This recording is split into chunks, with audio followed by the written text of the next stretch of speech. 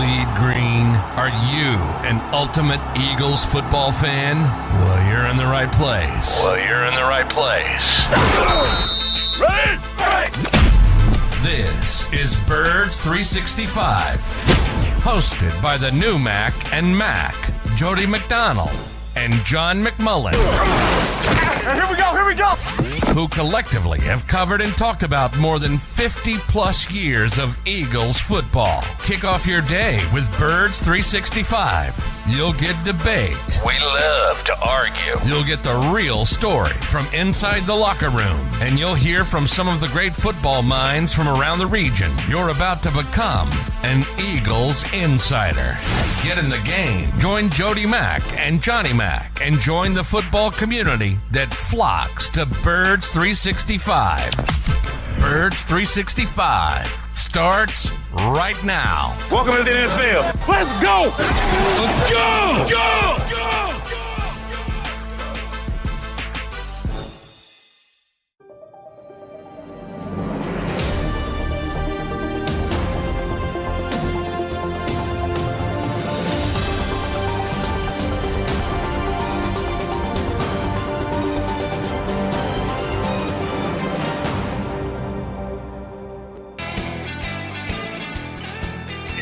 Morning, Eagle Nation. Appreciate you tuning in here to Bird 365.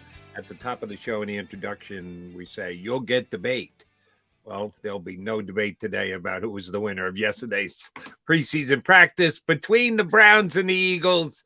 That one was a decisive victory for the hometown squad. And John McMullen was there bright and early. Johnny Mac, when did you get the text saying get your butt over here to South Philadelphia? Early. I don't know the exact time, but I did miss Nick Sirianni for the first time, so I wasn't able to get over there until I made it for the start of practice, though. But yeah, moved up from 5 to 1:45, so potential thunderstorms. I don't know if it ever did storm, so but. You know, they had to get it in. They wanted to get it in, and they were able to do so. Maybe the Browns didn't want to get it in afterwards, but yeah, things got, as they tend to do, they get a little more chippy day two. Eagles were far more physical. And I mean, that was one of the, I got to go back to when Tom Brady came in and the Patriots during the Chip Kelly era. They gave the Eagles kind of a beat down in a joint practice. That was like this. I mean, it was not close. From a perspective of dominating the sessions, the team sessions. Yeah, Cleveland. I think they were happy with day one, and they kind of were a little complacent, and they paid for it. And you mentioned that day twos can get a little bit more chippy. Do you think it was more the fact that it was day two, practice two? Do you think it was the complacency of the Browns? Do you think it was the Eagles were very motivated because they knew they actually came out on the short end of the stick on their field in game number one? What do you think it was the heat? Because there's the heat's part of it the middle too. Of the day also gets things a little bit hot. You were standing out there yesterday. I just went outside the house. I wasn't over with you, but it was like a soup yesterday. Yeah, it was very humid. Yeah, that's always part of it. Yeah, nobody's happy. That was the biggest sweat day of the summer, I think. It was with good description. It was soupy out there. And yeah, that always plays a part in it. But I think all of a sudden, I think it's human nature, and that Cleveland said, "Oh, we hung with one of the best teams in football," and I just think they were a little bit, all right. And Myles Garrett wasn't there in team drills, and that he blew up so many plays by himself. That made it a little bit easier for the Eagles. And sure, I mean Nick Sirianni, yeah, I mean he told them, "Let's go." What are you doing? And they came out with a lot more energy, the Eagles. So. All of that, but yeah, I mean, I get it from both perspectives. As I said, the Browns probably felt like, we hung with one of the best teams in football. We're pretty good. And the Eagles said, we're one of the best teams in football. What the hell are we letting the Browns hang around us, kind of thing? So it was a dominant practice for the Eagles on both sides of the ball yesterday on offense and defense. And at least from the reports, yours and others that I read, if you were looking for a star of the day, it might very well have been Reed Blankenship with not one but 2 interceptions again. And haven't watched Blankenship play from the time he got here last year as an undrafted free agent right up till today, where he's the unquestioned lone starting safety for the Eagles. As far as we know, he's going to be one of the starters. The guy just has a nose for the football, John, that he doesn't have those physical traits that you're looking for, not the most athletic guy on the planet, but he just always seems to be in the right place at the right time. And man, has he shown off those skills so far in preseason here this year. Yeah, he's I've already declared the NFL got that one wrong, and the NFL as a whole got that one wrong. I mean, the Eagles got him for $5,000. The Eagles didn't even know what they had. I mean, they didn't. He was maybe the last of their undrafted class. They didn't expect anything. They gave Carson Strong $300,000 as an example. So they had no idea. And I just look at on this team when we say the safeties and safety, Terrell Edmonds was a first-round pick. Justin Evans was a second-round pick in this league. Kayvon Wallace was a fourth-round pick. Sidney Brown was a third-round pick. He's better than all of them. All of them. They got it wrong. I'm not going to sit here and say he's Minka Fitzpatrick or Derwin James. I think they're the best 2 safeties in football right now. But he can play, and he knows how to play. And he was a 5-year starter in college. It was Middle Tennessee State, but Kevin Byard went there. He replaced Kevin Byard, and he started for 5 years, and he just knows how to play. And he's fine when you say athletically. Yeah, he's not Sidney Brown athletically, but he reaches the demarcation line. You have to be athletic enough to play in the NFL. Right. He reaches that line, and once you reach that line, it's about the other stuff, and the other stuff he's off the charts with. So, I mean, he's been one. There were a ton of stars on that field over the past 2 days for both teams. And he was one of the best players on the field. I think that tells you plenty, and it means the Eagles have at least one of their safety spots locked down. Another guy who made a couple of plays yesterday, and you've been talking about Mr. Brown the last few days, saying, hey, let's get those startup costs out of the way. Give him a chance early on, early Eagles schedule. You've seen more than I have. I watched the preseason game, made a couple plays, made a couple tackles, overran one play pretty badly. He plays very fast and aggressively, which is both good and potentially bad. But I hear what you're saying, John. And the biggest reason for me why I'm in agreement with you is there isn't a guy he's replacing that I go, wow, you could be making a mistake by not playing him. I understand you just ran down the slots where the safeties were taken, put the draft, put where they were picked behind them, just analyze what they've done so far in camp. Is there anybody else who's jumped out at the safety spot where you've said, other than Reed Blankenship, that you say, oh, yeah, no, he's got to start. He's got to play. He's got to be part of the mix. I haven't seen that from any of the other Eagle safeties. Have you? No, I haven't. I mean, you see good things, the versatility of Terrell Edmonds, playing a hybrid sort of linebacker safety role when they move to the big nickel. You see Kayvon Wallace, the physicality. I mean, the Browns, it might have been Jimmy Haslam. I saw somebody. Ed Krause told me I was trying to look at all 3 fields, so I was up at the little stands at the NovaCare complex for people that know, because then you can sort of go at the top and survey all 3 fields. Ed Krause was down on the field, and he told me somebody on the Browns was saying, get on 42, get on his ass because he was being so physical with the Browns, and that's Kayvon Wallace. Somebody else said it was Jimmy Haslam himself, which I don't know if it was, but it might have been, but somebody did. And so he's been very physical, and that kind of explains maybe why he's back in the picture, because the Browns were really upset that he was beating them up a little bit. And, Justin Evans is probably a better coverage player than everybody else.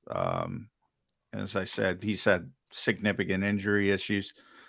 So there's little pieces of these guys, but nobody stood out to the point where you say, all right, you got to keep Sidney Brown. Now, I'm going to give Tim McManus, my buddy, credit. We were talking about it because I gave him my theory that I gave you. And he did bring up a point I didn't think about, and that's the way the Eagles play defense. Number one, limit explosive plays. I said that here yesterday. You listened to McManus, but not to Jody Mack, huh? Well, if you did, I missed it, and I apologize. But that is the number one goal of this defense: limit explosive plays. I remember you saying if you make mistakes, but he specifically said and if you did, again, I apologize. I did, but here's what I also said: it's a new defensive coordinator, and you and I have been talking about this since the day Sean Desai was hired. It's going to be different. It's going to be very similar. A lot of the same traits. Nick Sirianni's still the head coach, but it's not going to be like this is going to be Jonathan Gannon's defense and it's just a different guy standing on the sidelines calling out the same exact thing. He'll tinker with it. He'll play it a little different. And this may be one of those things that we judge. Sean Desai's got some flexibility, maybe more flexibility than Gannon had. Well, he's not allowed to have that flexibility because that's the head coach. That's the head coach. And I think people don't. And I got this morning on Twitter again. People hate Jonathan Gannon so much in this town. Forget the bizarre nature of it. It's the head coach's demand. It's the head coach who has very few rules for his defensive coordinator. But that's one, and that's non-negotiable. That's what he wants. That's what Nick Sirianni wants. So blame it on Jonathan if you want, but I'm telling you, Sean Desai can tweak and do this and do that. And one of the things he's done that he's using everybody everywhere, right? He had James Bradbury in the slot.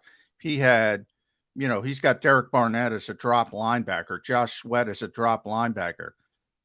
I don't think that's going to work out too well because they weren't happy when you're dropping Hassan Reddick. Let's see how happy they are when you're dropping Josh Sweat.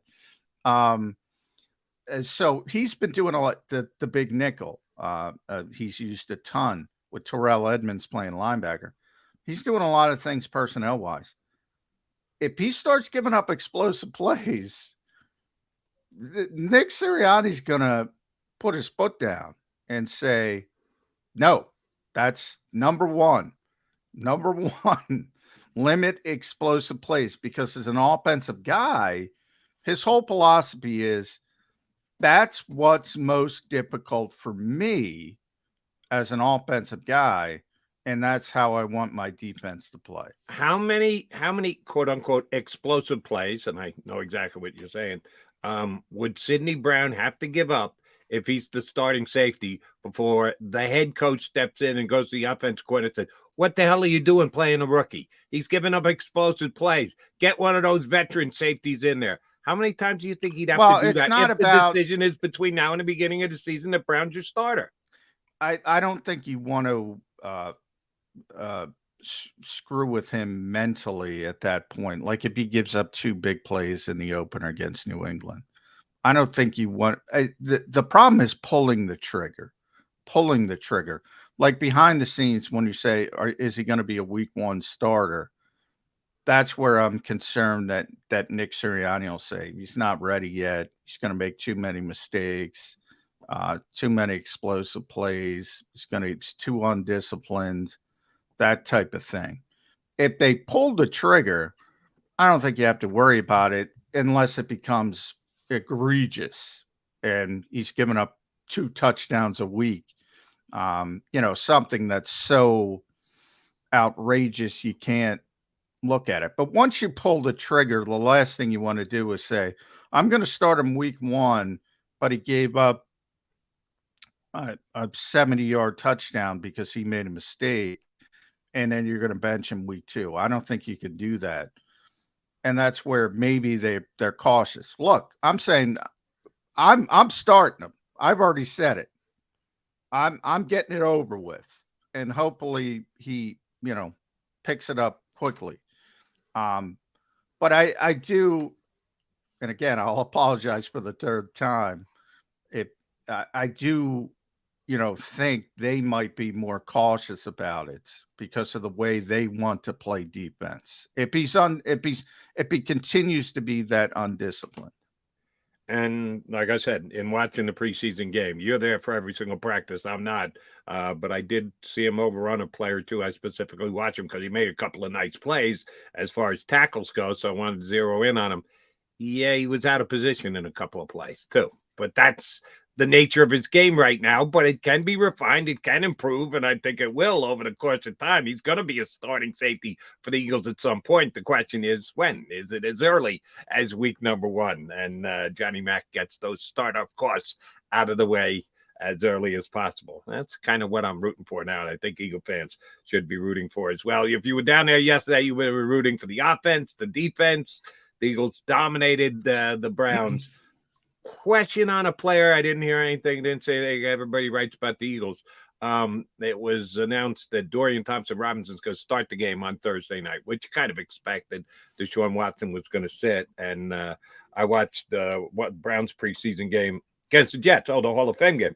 And Dorian Thompson-Robinson played well. And I always liked him at UCLA. And you and I talked about him as a potential Eagles draft him. Yeah. And he ended up going in the 4th round to the Browns. How has he looked the last couple of days? Hasn't maybe got 3 reps, if that. Okay. It was all Watson and Dobbs. That's the whole thing. It's all first and second team. Same thing with the Eagles. You didn't see much of Tanner McKee. You didn't see Ian Book. That's what they do in these joint practices. This is where the relevant players get work, and that's why the game becomes the Dorian Thompson, and you're going to see a lot of Tanner McKee and Ian Book, and he'll be around because you don't have the cut anymore. But yeah, it's going to be an ugly preseason game, Jerry. And if you need any more examples of the relevance of the joint practices compared to an actual preseason game, which, by the way, they'll open up the gates. They'll let you come in. They'll charge you to come in. They'll charge you for hot dogs and beers and everything else. And the Eagles will make a whole bunch of money tomorrow night. The actual level of players that'll be playing doesn't quite compare to the joint practices that you can't get in the 2 days previous. Yeah, there's just something wrong with it. I'm sorry. I get it. I understand it. And I understand the philosophy of the teams. It just seems wrong to the fans. But hey, if you're going down, I agree. Before these practices started, I said this is probably the 2 most important days of the summer for the Eagles, and pay attention to what goes on in these practices. You don't have to listen to me, but listen to who you trust that's there every day, because these are far more relevant than what you're going to see on TV Thursday night. Far more relevant. Exactly. He's John McMullen. I'm Jody McDonald. We are Mac and Mac. Wednesday get together. We got a couple of guys who jump on with us fairly regularly. Mike Gill does it every Wednesday, and he will do so coming up in the next 5 minutes. And our buddy Hunter Brody will be aboard now with number 2 from Broads Media. So we've got 2 good guests coming your way. We'll continue to talk about the Birds leading into the all-important, I can't do it with a straight face, game against the Cleveland Browns in preseason action tomorrow. Much more important than the last 2 days of joint practices. We'll talk all things Birds. Mike Gill from Down the Shore, 97.3 ESPN, the Sports Bash, next.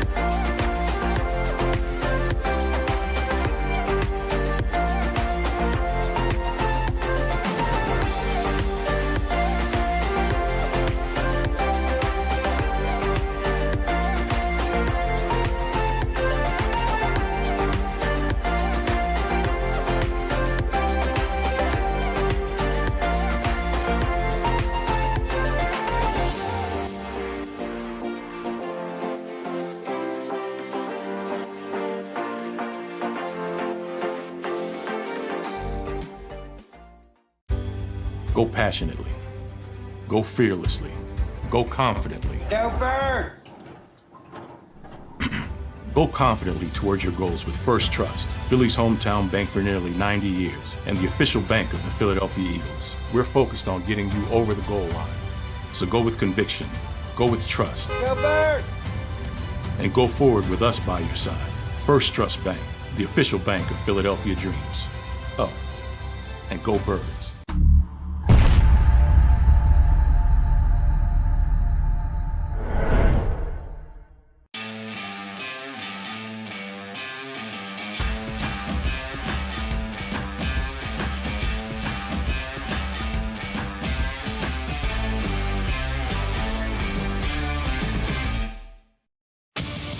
The greatest fans on earth. It's a bold statement, but would you expect anything less from Philadelphia?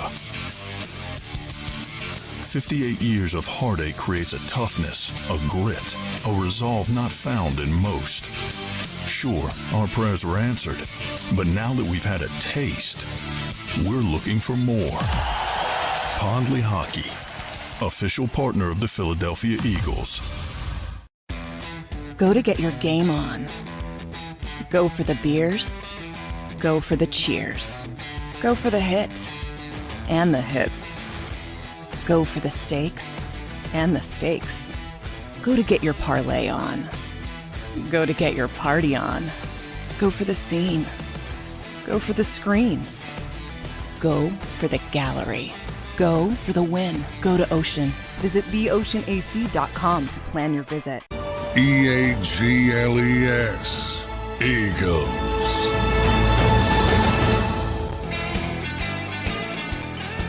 You got Mac and Mac here with you on Birds 365. That would be John McMullen to my right and yours truly to my left.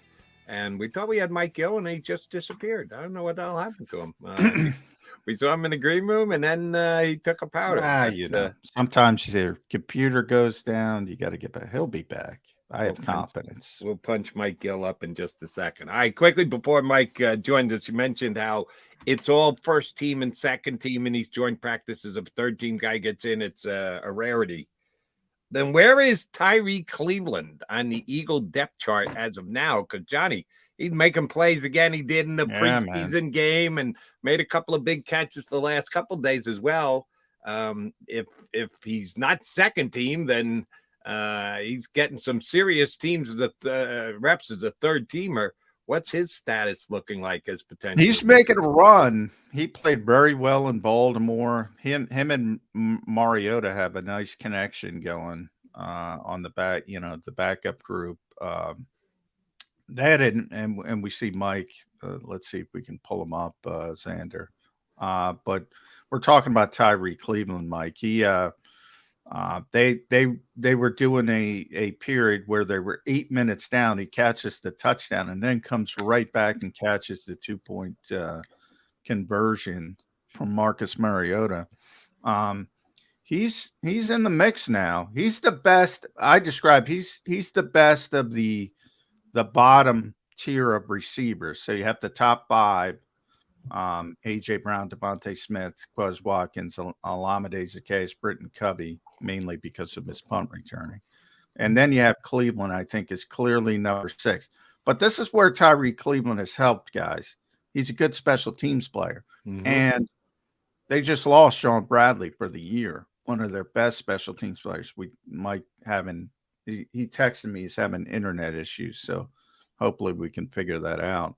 But Jody, I think that's where, maybe they look at him harder because they need another good special teams player, and he's doing well as a receiver. So you have that duality there. And again, you can play. Maybe you can probably get Covey through waivers. You can play with that 53 man to start, elevate him to be the punt returner. That's what they did last year for 3 games. They elevated him for 3 games. And then when they had to, they put him on the roster, and generally somebody else might get hurt, spot might open. They can do a lot of different things, but he's in the conversation now. Tyree Cleveland has put himself in the conversation. He surely has. Along those lines, you mentioned a good special teams player, and that means you're talking about getting down in coverage. Most importantly, on punts, kickoffs. I'm sorry, I just think there's going to be a whole bunch of kickoffs that are never returned.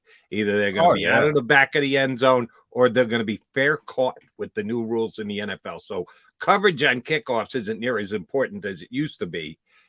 Has he been one of those guys who has gotten, and I'm sure you guys almost like, yeah, I know you do it with raised eyebrows and maybe even a chuckle. Has he been part of the returning punts, one or two shots, not named Britton Covey guys who have done? I know AJ always wants to do it. He wants to get out there and take a shot, which they're never going to let him do. But has Tyree Cleveland done any of that? No. The punt returners are Covey, Greg Ward, DeMonte Smith, for obviously very high leverage situations, which they've done in the past. Olamide Zacchaeus and AJ. And AJ just does it for fun. Right. He told us. That's it. And that's why when Zach McPherson showed up in Baltimore and he was doing it, he never taken a practice rep as a punt returner. But Ward got hurt in the game. Covey was out. DeMonte is not playing. AJ's not playing. Oz wasn't playing. They didn't have guys available to take punts, so somebody had to do it, and Zach was able to do it. But no, Tyree has not gotten even a rep as a punt returner or a kickoff returner. Should they? I don't know if he can do it, but I'm surprised that they don't give a few more people looks at punt returner specifically. If they give Zach McPherson one, why not Tyree Cleveland? Maybe he's a big guy. He's not. You don't see too many 6'2", 210-pound. That's why it's funny when AJ goes back there. Yeah. Maybe kickoff return would make more sense because those are for the bigger guys. They're different sort of roles. You need to be shiftier. You got to make that first guy miss as a punt returner. I think, if anything, he would be more of a kickoff returner. Guy. All right. Yeah. While we still try and work our way to Mike Gill, we see his smiling face on there and the way that he's got the camera picture. Syracuse, the orange. Doesn't have to do a T-shirt reveal today. Yeah. It's right there, front and center. He is orange. He is Mike Gill. You got your computer up and running, buddy? Major internet problems. I had to go to the phone today. I hope it sounds okay. But yeah, my laptop is not cooperating today. What did you have any storms down there? Is it hardware related or storm related internet? You know what? I'm not sure. It looks a little overcasty out, but I mean, I have two different internet services in here, and I keep switching back and forth, and neither one of them are holding me in there. So my phone seems to be, I don't know, is it okay? Yeah, your picture seems fine. You sound fine, and we know you're a Syracuse guy now because you got the T-shirt on. Yeah, sometimes weather redirects your life. It did for McMullen yesterday. I had to go running over to South Philadelphia because they moved the practice up to 1:30 to try and dodge storms that may or may not have come. I wasn't in South Philly. John was, but I don't know that they even needed to do it, but it was hot, as were the Eagles yesterday. Mike Gill, after the first practice, which the Eagles essentially lost. Again, I wasn't there, but that's what most everybody said. I think John was more forgiving to the Eagles than most, that he called it as close as it was. A couple others said, yeah, unquestioned, the Browns won. Well, even less question was the amount that the Eagles won by yesterday. Dominating fashion. How good a sign is that they go out, like maybe don't play a great first quarter, when they decide, okay, now we got to kick it into gear. They didn't kick their tails yesterday. How does that portend going into this upcoming season?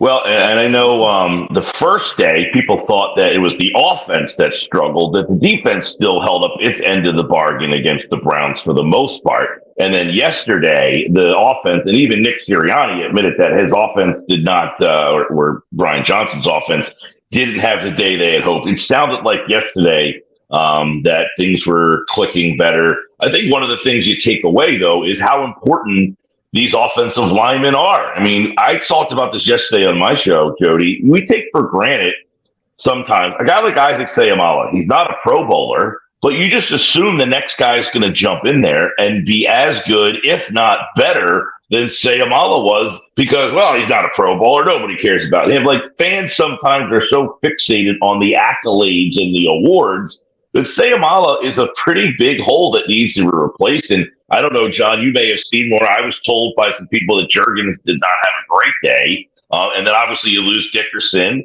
and you struggle with Stuopeta playing in that spot. So I think if anything, how important it is it shows how important the Eagles offensive line. And I think last night, Jody, I'm sure you watched the Hard Knocks where Robert Saleh said you can have a Hall of Fame quarterback, $2 $10 million receivers, the rookie of the year, a deep running back room.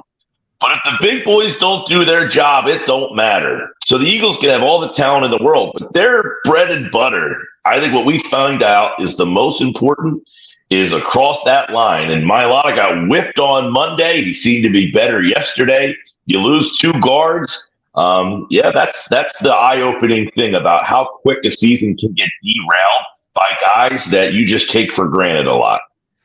Yeah, I mean, Howie says it all the time when people get mad at him. You know, you go back to when they drafted Cam Juergens and everybody said, go get Nakobe, go get Nakobe. And he's like, flat out said, we're always going to take the offensive lineman if it's even, or defensive lineman. And they ended up getting Nakobe anyway in the third round. But by the way, I was one of those people who was kind of scratching my head at why are you taking a backups, the heir apparent center in the second round. And my reasoning really was, look, centers are guys that you can find later on in the draft. I thought that was an extremely high value if he's going to be a player that you are hoping takes over for somebody. Yeah, but you're right. I mean, the two teams I always look at are Seattle with Russell Wilson in his prime, and they were able to win the one Super Bowl. Should have won two, but they never had a good offensive line. I always think what that team could have been.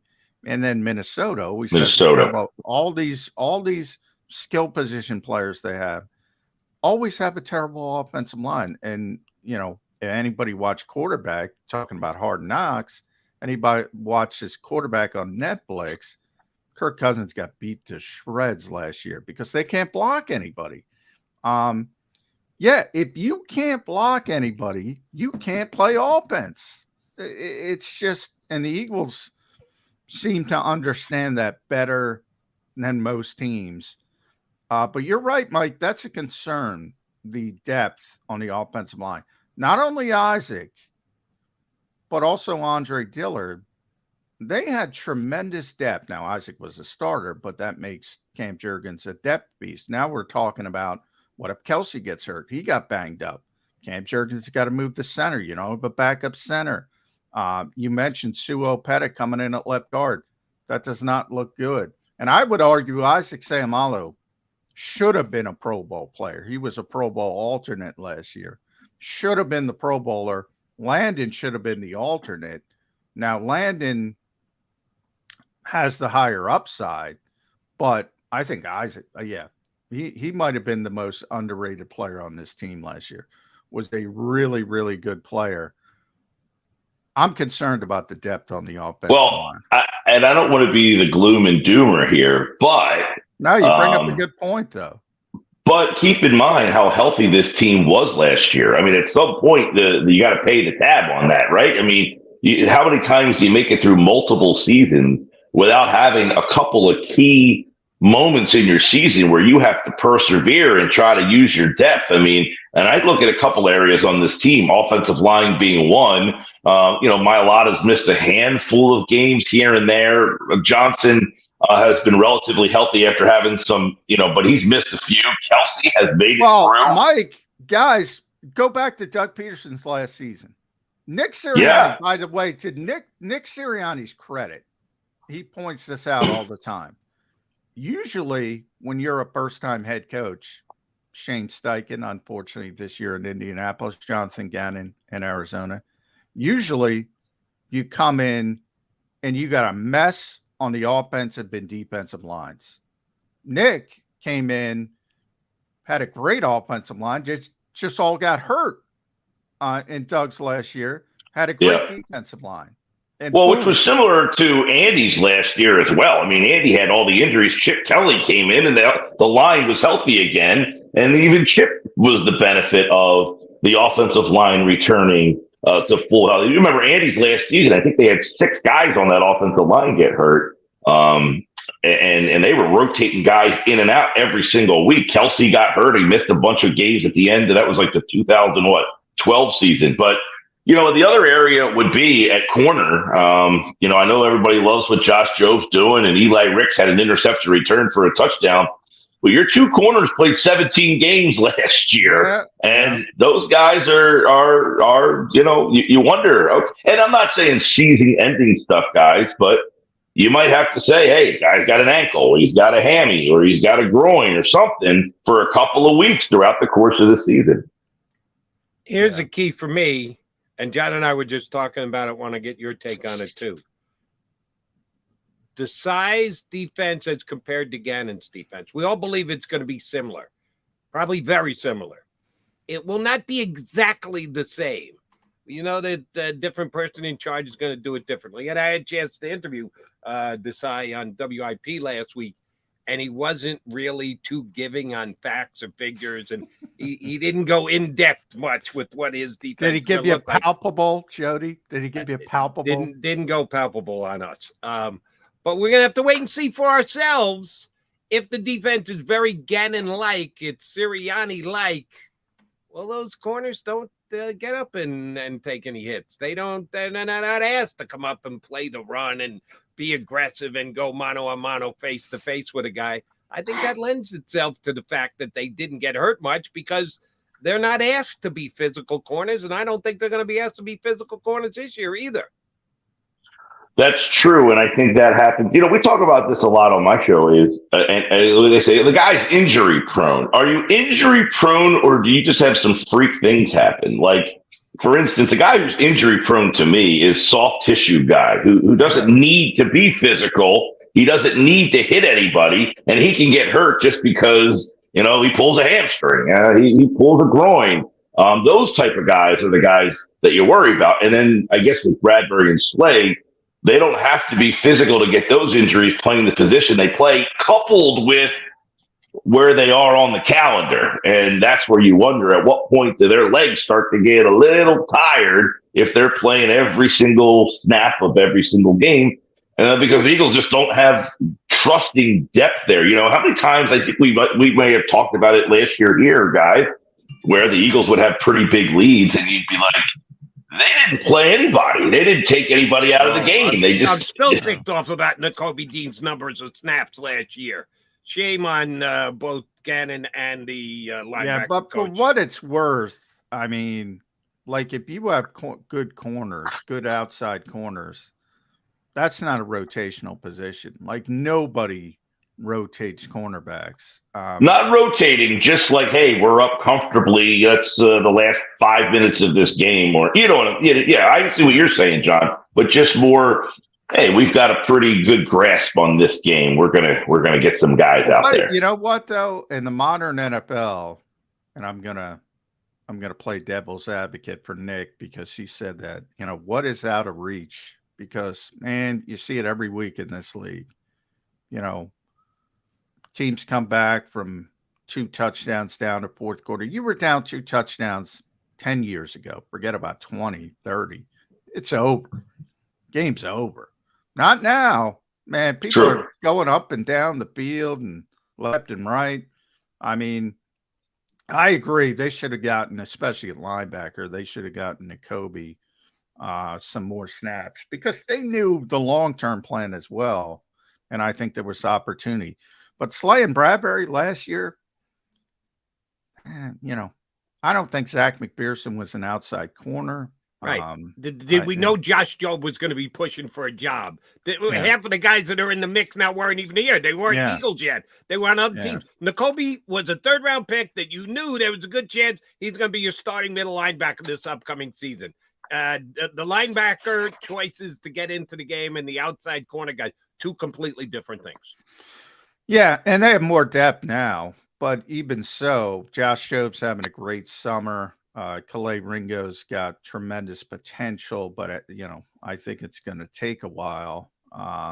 And now they're sort of cross-training Zach back outside as well as inside. But boy, if those guys are healthy, they're going to play. That's not a rotational position. And if it is, it means you don't have corners. And that's where they're like, oh, this guy stinks. Let's try this guy. But when you have two arguably top 10 corners, if they're healthy, they're going. But to your injury point, Mike, which is a good one, the best description of that is the running backs. DeAndre Swift, you can argue, is injury prone. He's missed 4 games, 3 consecutive years. Rashad Penny, broken fibula, torn ACL. That's freak. Yeah. Dallas Goedert said when he got hurt, 300-pound guy falls on your shoulder the right way. What sports science is going to prevent that? Maybe prevent soft tissue stuff. Well, and the Penny thing's interesting too, and I don't know where he factors into all this after watching Gainwell not play on Saturday night, and then Gainwell get a majority of the touches the last couple of days. I would imagine Gainwell's not going to play tomorrow night now, so I don't know what that does for Penny. But obviously he had come out and said he thought, he was carrying too much weight in Seattle as well, and that could have been a problem for him. So, I mean, that's the one thing, though, to go back full circle is the team was ridiculously healthy last year. I mean, and that would be one thing you're looking at and saying, at what point does that start to catch up to you? Because the team has had a couple, the Pederson year, the Andy Reid year that I referenced, that was, and even to some extent, the Andy Reid year after they went to the Super Bowl. Now, I know the TO thing was a part of that, but that team was losing guys left and right, people getting hurt constantly, where you just have one of those years where you have high expectations and you're just like, what are we going to do? Everybody just keeps dropping like flies. You hope that doesn't happen here, because I think we're having a conversation about depth here, and I think we're seeing that the depth could be an issue in some of these key spots. All right, Mike, I want to get your take. This is a crystal ball over the course of the entire year type question, because I went on a buddy's show in Boston last night, a sports gambling show in reference to the Eagles and what they're going to do, both record-wise and stat compiling and the like.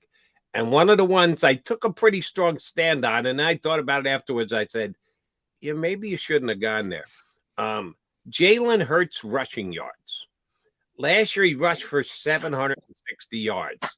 This year, the over-under is 725. So it's less than what he did last year. But there's the conversation about, but now you can't afford to lose him, because not only are you losing your quarterback, you got all that dead money on your salary cap sitting on the sidelines because Jalen got hurt running the football. They don't have Miles Sanders, who was the go-to back next year, but they've got all these different options. Nick Sirianni on the record said, why would I take away his superpower, which is in part him making plays with his legs? How much do you think Jalen Hurts is going to run over the course of the 17 games, Mike? I was thinking about this because I saw a lot of gambling over-under stuff for the receivers and Jalen as well. And I thought it was an interesting, all the numbers for all these guys. A.J. Brown, the numbers for him, they're all predicting to be down. Devonta Smith, his numbers are all pretty much across the board predicted to be down as well. But I think Hurts will probably be under the rushing number. I know they will say, well, why would you do it? And I don't disagree with them. I'm not saying that that's not going to happen, but I think as Jalen gets older, and I know he's a young man still. 25. But man, he's so friggin' old at 25. My God. Well, you know what? Should he use a walker when he gets out there onto the field this year? He might have a walker in his brain because he is an old man, an old soul, that Jalen Hurts. And I think he is smart enough to understand that he has enough weaponry around him and that he can use them. And then if he gets to a point in the season where, hey, I relied on these guys and they're not helping me out, I will have to take matters into my own hand. But I think that will probably mean that he will be a little bit more, I don't want to say cautious, but just understanding that he does have guys that can probably, take the load off of him a little bit. So I would take the under on that number. What was it, 725? 725, and he rushed for 760 last year. And I said over, and then so even if he's a little trepidatious, just a little bit, that's only 40 yards we're talking about that would be less. Yeah. I those numbers to me are all about health. I mean, if you tell me if he's healthy. He missed 2 games last year. Yeah, if he's healthy, I mean, he's going over. There's no question. If he's missing 2 games, he's probably going under. If he's missing 3, he's certainly going under. But I don't think it's going to change much as far as how the Eagles play. And if anything, in training camp, they've been so successful with the quarterback draws, especially in the red zone. I don't think they're going away until somebody proves they can stop it. And I don't know if people are going to be able to stop it. So I expect a similar playing style, and the over-under will come down to how many games does he miss. If he doesn't miss a game and he finally plays every single start, he's going over. I don't think there's any doubt. And by the way, everybody else is going to have big numbers. AJ's going to have big numbers. Devontae, Dallas Goedert. It's a very good offense, very talented offense. Do you think that I don't know, that if they keep, we're probably going to keep 4 running backs, I would imagine, right? Somebody's going to be the odd man out. If 3 of them are active on game day, are they all in the game plan? Because it doesn't seem that, like last year you had Miles, who was kind of the guy, and then the other 2 just kind of rotated in sparingly. Well, that's my problem. That's my problem with Penny. It's like, in theory, you're right, Mike. So you have 3. Swift and Gainwell are going to be involved, or Gainwell and Swift, whoever you want to say. They're going to be game plan 4. They're going to be the main backs. And then if you want Boston in there as the kick returner, why are you keeping Rashad Penny to be inactive? I don't know.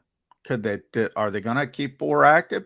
I guess you can let somebody else return kicks and make Boston Scott inactive because, as Jody correctly points out, I don't think kick returns are going to be nearly as important, and they weren't really that important to begin with. And now it's going to get worse. So kind of depends. But if Rashad Penny's not going to be the 20-20 guy and just the traffic guy, so to speak, I don't see why you keep him. Yeah, and I guess you envision Brooks Kennedy. No, Trey Sermon. Has Trey Sermon wowed you so far? No, he hasn't made a play. I haven't seen the guy make a play in my life. That's kind of my point. So they seem that. Would they cut down to just 3 backs? That's the question. I think that's the actual big question. Well, will they carry just 3? I mean, on game day. Game day. What I was kind of like, if let's say, Penny is on the game day roster, you would envision him as a guy who, hey, you're not going to play much the first 3 quarters, but if we have a lead, you're the guy who we're going to hand the ball to kind of run the clock out in the 4 minutes there. And that's basically, you get 7-8 carries, run the clock out. You get 6 yards a pop. That's what your average yards per carry has been the last 2 seasons, and that's your role. Yeah. Hey, they could dress 4 running backs, but do you want to dress 4 running backs? I I don't. Well, I now wouldn't. Now you're cutting into special teams because other than Boston returning, who's playing specials out of that group? Nobody. You can't afford nobody. Yeah, that's part of the problem. So I don't know how you can dress for. Well, you can do anything you want, but you're going to be limiting yourself in another area. I think that's fair to say. Slay was in rare form, Mike. Gave Reed Blankenship the milk check. Josh, quarterbacks say milk check, but Reed Blankenship he was one of the best players on the field. And there were a ton of good players on the field between the Eagles, one of the best teams in the NFL. Cleveland has more talent than people realize, starting with Myles Garrett, who just destroyed them on day one, wasn't in team drills. That's part of the reason why the Eagles were so successful, by the way, because Myles wasn't out there.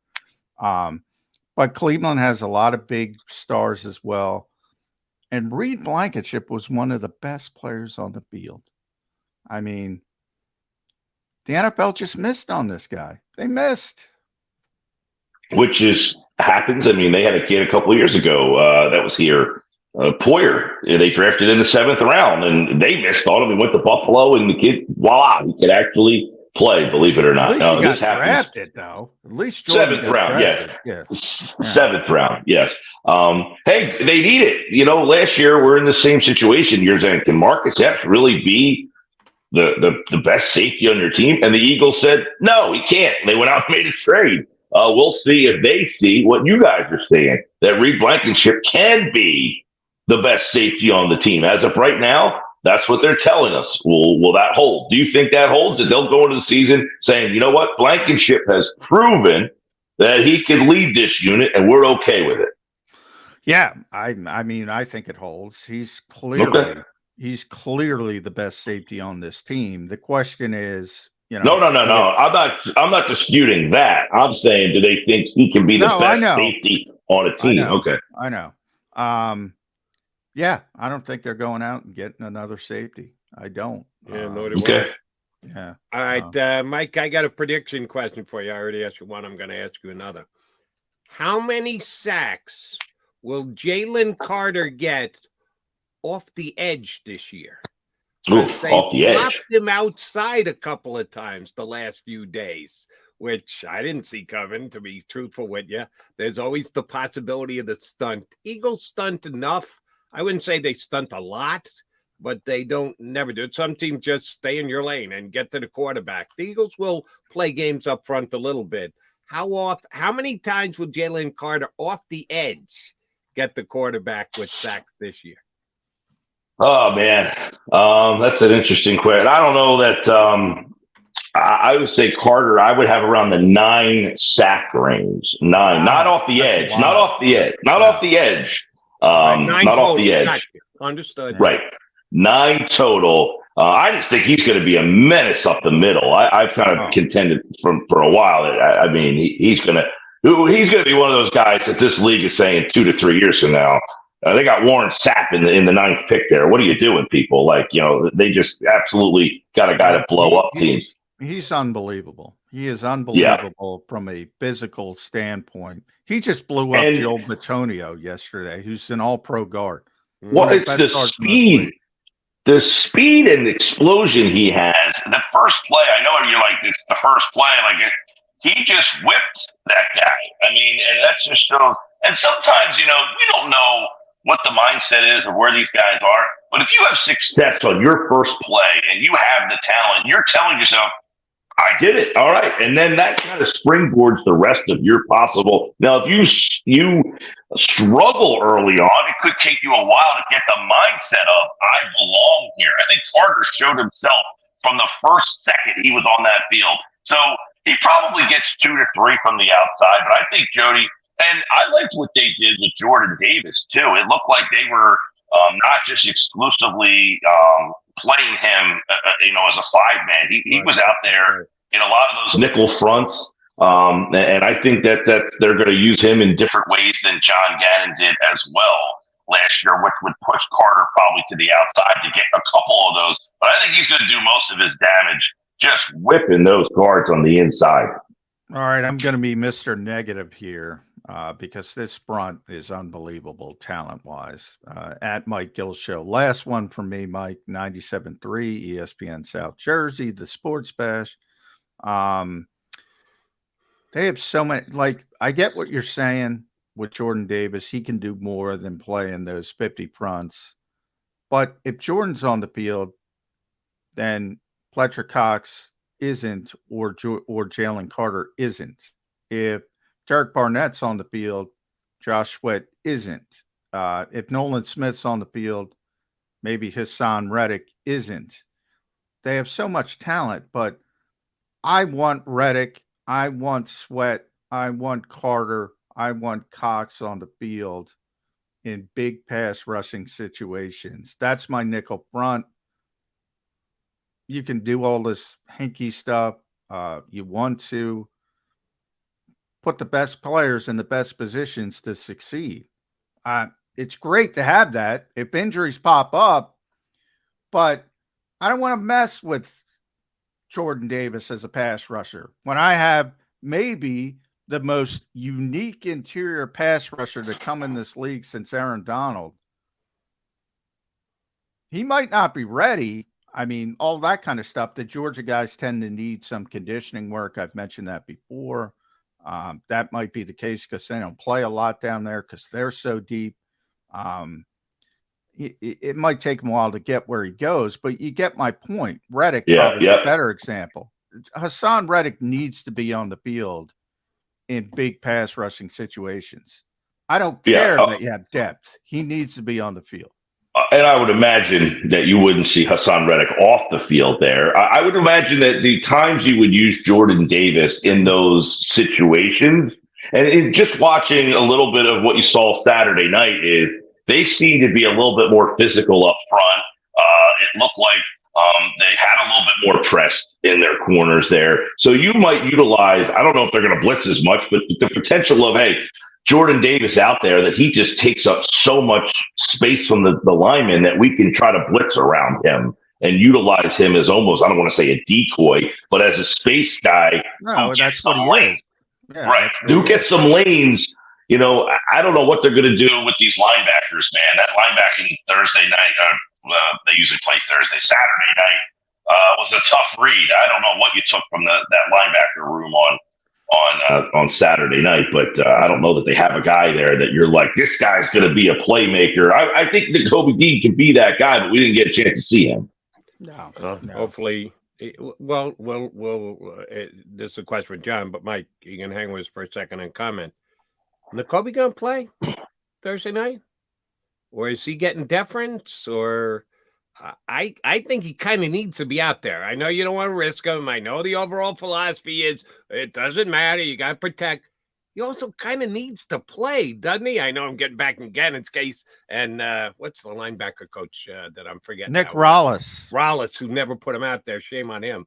I think Nakobe needs to play, doesn't he, on Thursday night, John? I don't think anybody's playing. Well, no, I would imagine nobody's playing, considering they just played 2 days here. That's a lot of reps that you're going to ask a guy 3 days in a row to go out and play live reps. By the way, in what other town does the departed linebacker coach get a shot taken at him? Sorry, Nick Rollis, you get what you deserve. Suck it up. I think Nick Rollis is out in Arizona right now thinking, oh, they're talking about me in Philadelphia on a Wednesday morning. What the heck did I do? He's the defensive coordinator in Arizona. They probably don't even know who he is at this point. Exactly. Oh, by the way, Kaiser White's going to play 101% of the snaps this year in Arizona. He's never coming off the field. If Nick Rollis says his way, he's never coming off the field. Mark that down. He's a fine WVU grad, that Kaiser White, and he will anchor that defense. Hey, I think that Kobe Dean. It's a two-headed sword, Jody. I think I agree that it would be nice to see him, but I think we're in a world now where they see enough doing these things here and behind the scenes, and they don't want to get him hurt because I think they have a lot of questions. Zach Cunningham, I would imagine, is ahead of Miles Jack, and Morrow might be ahead of plays, baby. Zach Cunningham. Right. And Morrow may still be holding off both of them at this point. We'll see. Mike, I didn't get much from that position Thursday night. I'll tell you that. I didn't get much from that Thursday night. That was my Thursday night, and I'm telling you, you're not getting anything on Thursday night because they're all going to sit because you don't want to get them hurt. I thought Morrow played well, to be fair, in Baltimore. But what does it mean? It doesn't mean much. Zach Cunningham played well in the joint practices. He's very long. He got his hand on the football twice that ended up with blanket-ship interceptions. That's the kind of stuff that gets noticed. So I think he might be making some ground.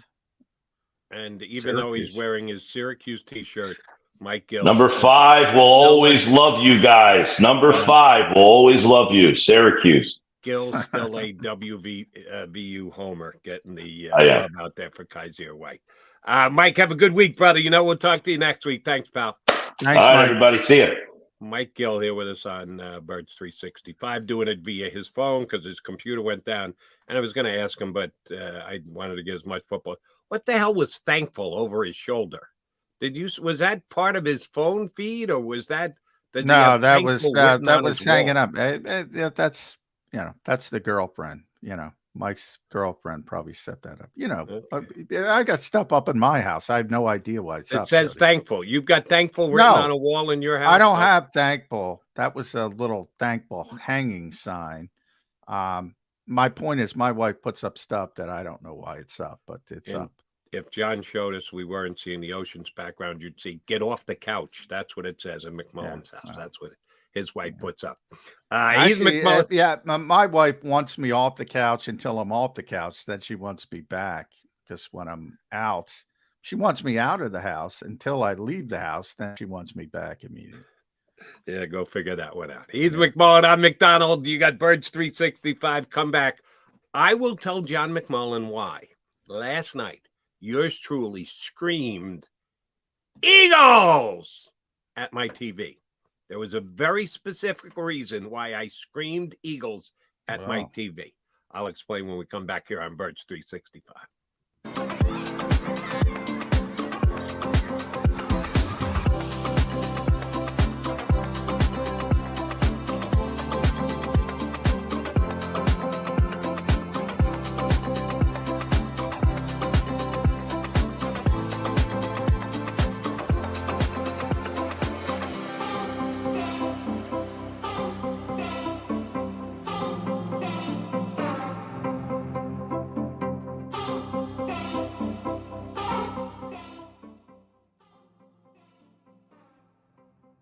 If you own a company and you're not producing a podcast, you're missing out. The public consumes messaging when they're ready. Join the professional podcast network of companies and let JAKIB Media Partners put you in the podcast arena. Come to our professional studio, or we'll come to your place of business and professionally produce your company podcast. Call JAKIB Media right now at 267-261-3428. 267-261-3428.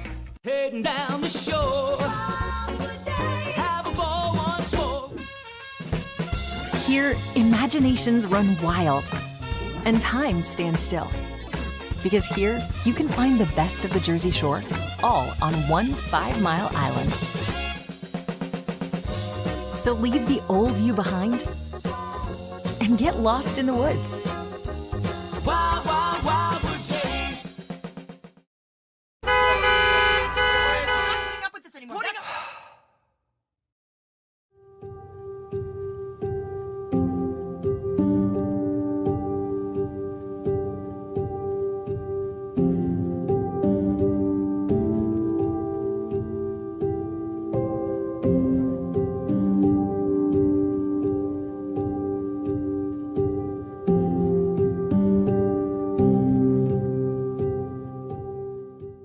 Score and save in southeastern PA and Delaware with Colony Pools this football season, and let the experts close your pool with a custom Merlin safety cover in green for the birds. And if you join our Winter Watch team, we'll give you another 20% off, and Colony Pools will handle it all. Keep your tiles on your pool, not in your pool. Fly with Colony right now, Birds fans. Visit flywithcolony.com.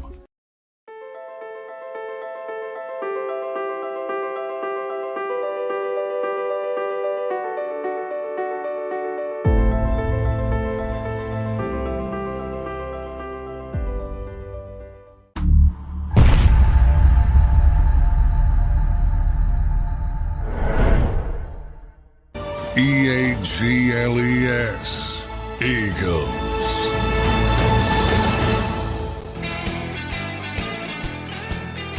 You got your Mega Mac guys here on Birds 365. Hunter Brody going to join us coming up in less than 15 minutes from now. We thank Mike Gill for jumping in. Thankful. See, we're thankful. I read that on Mike Gill's wall. Yes. So I'm thankful that he was on with us. I teased before we went to break why I was screaming at my TV last night. I didn't go EAGLES Eagles, but I did scream Eagles at the TV. After the Phillies, Sir Anthony Dominguez plunked the guy in the foot or the lower leg with a pitch with the bases loaded, forcing the go-ahead run, which turned into the winning run in the 8th inning last night. The Phillies lost to the Blue Jays. Flipped my TV over to HBO because last night was episode 2 of Hard Knocks, the JETS, Jets. I did spell that out. Freezed up on me, Zander. Is that just me? There we go. Jody, you're back. going. You froze you're up going in. You're going in and out, Johnny Mac. But I see. To me, you were freezing. So really? I guess I was freezing. No, but go ahead. Hard Knocks. Either way, I was talking about tuning into Hard Knocks for episode 2 of the Jets spot on Hard Knocks, and they open up the show with the Jets in their hall. The Eagles have a similar one over at the Wells Fargo where you guys get to go in and see Sirianni, and they have big meetings for the players. It's actually pretty nice in the Jets complex up there in North Jersey. And Salah's out in front, and he says, "Let me introduce you to what the hell is the guy's name? I got it written down here. I've seen him before, but I forgot his name. Have you seen Oz Perlman?"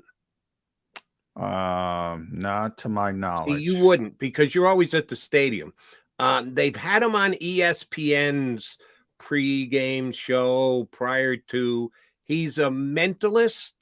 He's like a mental magician. He predicts numbers and what people are going to say and then reveals. And the guy is amazing. It's like he is a stone cold numbers magician. And like I said, I've seen him on ESPN before, but the Jets, I guess, invited him out to put on his show and to pump up their players and the like. So Salah introduces me, stands up for, "Hey, Jets, how are you? Blah, blah, blah. Where's Michael Carter? Michael Carter, the running back, not Michael Carter, the DB, and says, "Michael Carter, come down here with me." So he says, "Michael, you know, in the NFL this year, they have new rules. You don't have to wear a number in a group. You can wear any number you want. Look me in the eye, look me in the eye. I want you to turn around. You're going to change your number 32 to whatever number you want. Tell me what number you get to." So Carter turns around. So he takes out a whiteboard and he writes down the number 10 on it. And Carter is facing away from all of his teammates who are sitting in the auditorium. So this guy goes, "And Michael, they're going to introduce you now for the New York Jets. Here's Michael Carter. What number are you wearing?" And he says 10. And either it's a setup or this guy's amazing. How the frig could he know? And he did a count up to him. He goes 10, 20, 30, 40, 50, 1, 2, 3, 4, 5, 6, 7, 8, 9.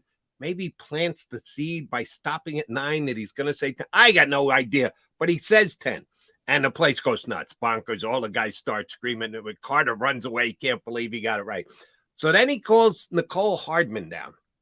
And he says, putting a team together is like putting a puzzle together. So he takes out a New York Jets puzzle. And he just dumps it on the table and says, "I want you to just divide it right in half." So he puts his hand right in the middle and says, "Get rid of that half. Now spread out the rest of the." He says, "I want you to close your eyes and I want you to just put your hands on the table and pick up 2 pieces of the puzzle." So he picks up 2 pieces. He says, "I want you to grasp one of the 2 in your hand. Pick one and grasp it. And the other one, I want you to throw a Hail Mary into the stands." So he does. He throws one or 2 away. So he's got 1 puzzle piece left in his hand. He said, now I want you to take a look at this puzzle over here. And he's got like a drop cloth over a thing. And he picks it up, and there's a puzzle, and there's one piece missing. One piece, yeah. And the Cartman goes over and puts the piece in. And damn it, if it isn't the one piece that's missing from the puzzle, the one that he picked off the table. It was just unbelievable. So then he's after he does this, he says, and Nicole, we know that the New York Jets are going to the Super Bowl this year. And I'm assuming you believe the New York Jets are going to win. I need you to tell me who the New York Jets are going to be playing in the Super Bowl and the score of that game. No sooner did he say it that I started screaming, Eagles! Eagles! Eagles! Well, that's because you got that futures bet down. I got the Jets and Eagles playing in the Super Bowl, and I'm going, he's going to do it right here, right now on HBO. He's going to tell me it's the Jets and the Eagles. And McCall Hardman said 49ers. I was just bummed out. And you know, I'm a Brock illusionist. Purdy fan, but I got no money on the Jets and the 49ers playing in the Super Bowl this year. I only got Jets and Eagles. So I was like ticked off, but he said, and what's the score going to be? 31-21 Jets. He turns it around, 49ers against the Eagles, 31-21 Jets. How this guy does this stuff, I have no bloody idea. Either it's the greatest setup ever and it never leaks out. You would think at some point somebody would get ticked off. These players don't care. If they're brought into the fold, and here's what we need you to say, somebody would leak. With social media, what it is today, this is such a fraud. This is BS. Don't buy this crap. Nobody ever racks this guy out, so I got to believe that he's real. I don't know. I'm sure if you looked it up, somebody's ruining it. I think people just want to enjoy the show. Like David Blaine, Chris Angel, those guys do some amazing stuff. They got people levitating on the street. I don't know how the freak that happens, but I know it's not real. But I don't know how they do it. And it's enjoyable, so why ruin it? You don't believe in magic, Johnny Mac? No, I don't. Okay. That's why they're called illusionists, because it's an illusion. It's a tremendous illusion. I don't know how they do some of the stuff they do, but maybe it's the one thing in life where people don't have to be a dick about and look up how they do it. Given a chance, aren't most people dicks? Yeah. To be a dick, yeah. Don't most people act like that? Yeah. Oh, no question about I've never seen anything where anybody has ratted this guy out and said it's all a fraud, it's all a fake, it's all predetermined. What I'm saying is, if you go on Google after the show, you will find somebody who explains how he does it. All right, but I don't want to know. I'm one of those. I people. do, so I'm gonna take your advice and Google it because I've never seen it before, and I think I would have. But you might be right that. Anytime it's like. There were some WWE guys at practice yesterday. Yeah. And Grayson Waller effect in South Philadelphia. Grayson Waller was there. For those who like Johnny Gargano, big Browns fan, by the way. He's from Cleveland. So he was in. Was the Miz there? He's a big Browns fan too. The Miz was not there, but pre-sale for WrestleMania begins today in Philadelphia. That's why they were there. Cody Rhodes is going to be there today somewhere around Philadelphia. But anyway, so I'm talking to Grayson Waller, nice guy, by the way, and Johnny Gargano, a tremendous guy as well. And they're asking me, well, you're an Eagles fan. You're an Eagles fan. I'm like, no, I cover the team. It's always amazing to me. So when you were saying why you screamed out Eagles, I was thinking, I don't know. When I think Eagles, I think either Glenn Fry, Don Henley, and Joe Walsh, or, Noah the Eagle, the actual Eagle, or Reggie the dog. Those are my favorite Eagles. The team dog, Reggie the dog, or Glenn Fry, Don Henley, Joe Walsh. Those are my favorite Eagles for anybody who asks. I was verbally rooting for the Eagles last night. If this guy Oz can do what he can do, he can make it happen. He could have made it happen, Jets and Eagles. I guess the guy should be ticked off is McCall Hardman because he made the call on San Francisco. I might have to go visit just a saver wager Jets 49ers. I might have to put it. I'd love to know. I didn't check it. I should have checked it last night to see what the price was. Maybe it went down and I'm losing value by not getting in on that wager. I might. What's his name, by the way? Oz Perlman. Oz Perlman. Mentalist. I'm gonna find out. And you can be Googling here during the upcoming break and see if anyone has ever said Oz is crap. It's all set up. It's all. Oz isn't. He's not an illusionist, though. He's a mentalist. He's a mentalist. Yeah. Yes, mentalist. Yeah, he's a mental magician, and it was damn impressive last night. And I so needed him. I needed Nicole Hardman to say Eagles Jets in the Super Bowl this year, which, by the way, was another good episode. It's again more about Aaron Rodgers than anything else, and he didn't even play in the game. They went down, did joint practices with Carolina, got the better of Carolina day one, got rained out day two, and then beat them 27-0 in the preseason game on Saturday. Right off the board, I just looked right away, Jody. He's already got an instructional DVD that teaches the techniques of the magic. So he's teaching the techniques. So, there's a trick. If the techniques aren't cheating, then that's magic. He's teaching you magic. Well, he is teaching you how to do magic. There you go. It does not mean Harry Potter is real. There's a technique to it, is the point. Well, his technique was phenomenal last night. And I will be looking up what the odds are for the 49ers. Sorry, Eagle fans, against the Jets. I may have to play that. All right, coming up next, we got our buddy Brody's joining the house. Hunter Brody's going to jump in with us for the final 40 here on Birds 365.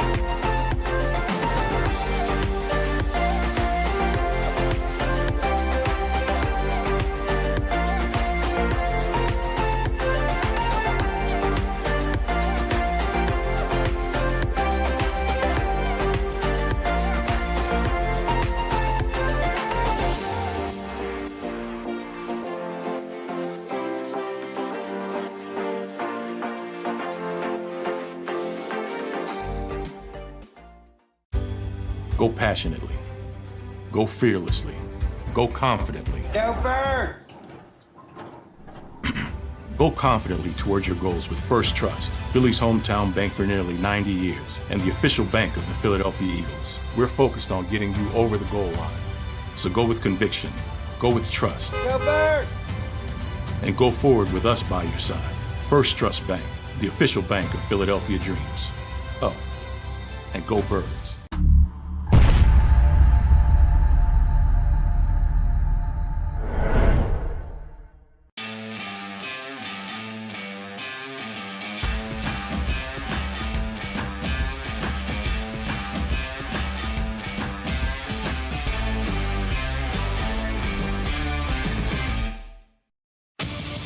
The greatest fans on earth.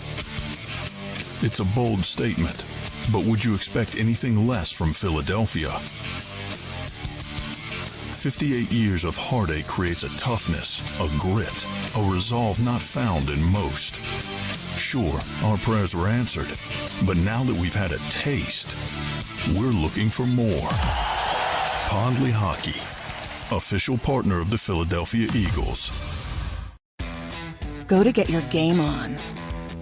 Go for the beers. Go for the cheers. Go for the hit and the hits. Go for the stakes and the stakes. Go to get your parlay on. Go to get your party on. Go for the scene. Go for the screens. Go for the gallery. Go for the win. Go to Ocean. Visit theoceanac.com to plan your visit. EAGLES, Eagles.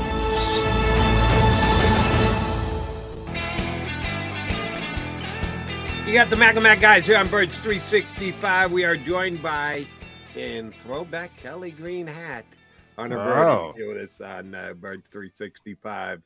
Was that deep in the closet, and did you bring it back out, or is that a normal rotation hat that you wear, Brody? How often do you put that lid on? No, this is normal rotation for sure. I did pick up the Kelly Green Hurts jersey, though. I'm not a big jersey guy at all, but I looked at it and I'm like, damn, those pictures sold me. So I did snag one of those puppies. All right. They picked your pocket. Well done, Philadelphia. Well done, Don Smolensky. Right. We'll give him a shout out. Yeah, they're doing well with the merchandising. I'm surprised it took this long for the Eagles, the way everybody has reacted. But big day at practice yesterday, Hunter Brody. Yes. Eagles restored order after, a little bit of a lackadaisical day, I would call it. Really had difficulty with Myles Garrett. Joint practices. You like them, dislike them. We're not going to see anybody on Thursday night. What's your thought process on that? Don's still charging people. He's really picking people's pockets on Thursday night, by the way.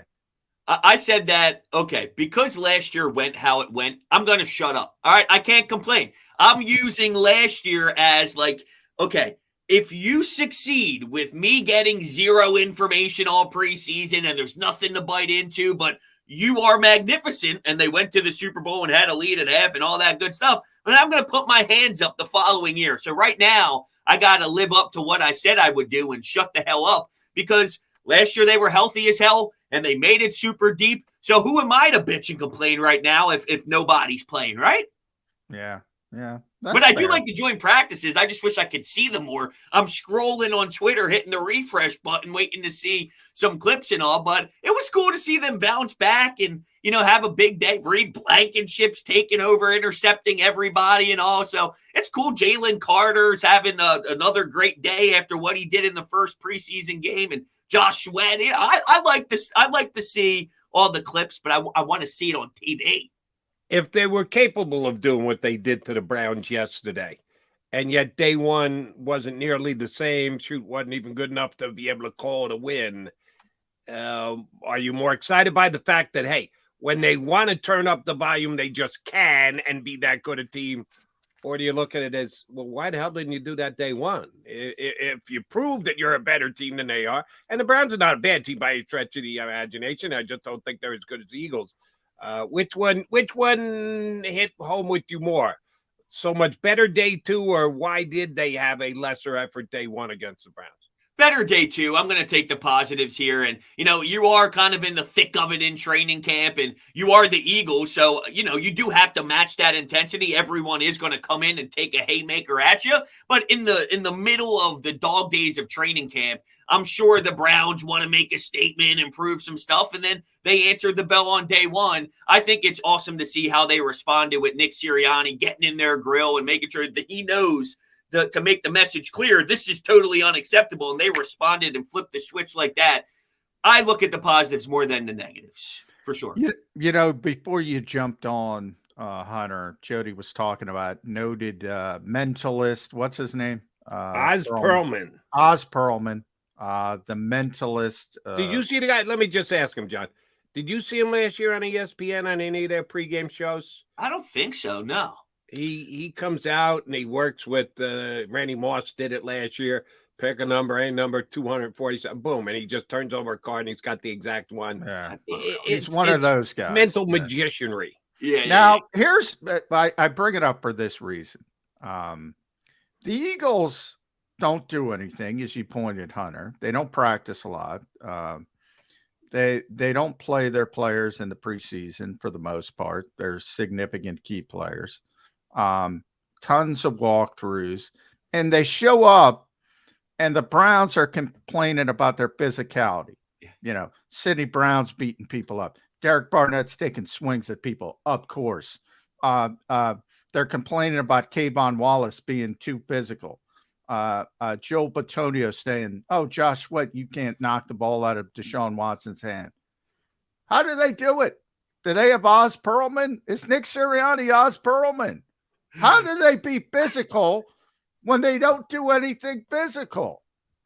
Listen, that's a great question. I think it's just all part of the DNA, though. You started off by speaking about two players who this is in their blood. Derek Barnett's been doing this since he entered the league, and we know Sidney Brown is going to be a pest and piss a lot of people off. So I don't want to discredit someone like Nick Sirianni here, but I think it's really about some of the ones that you mentioned. And Kayvon Wallace has had some nice stuff happen there, and I don't know what he is, but in the first preseason game, he made some nice plays, so maybe he knows he needs to rise to that level to kind of stick his head out there and get on notice.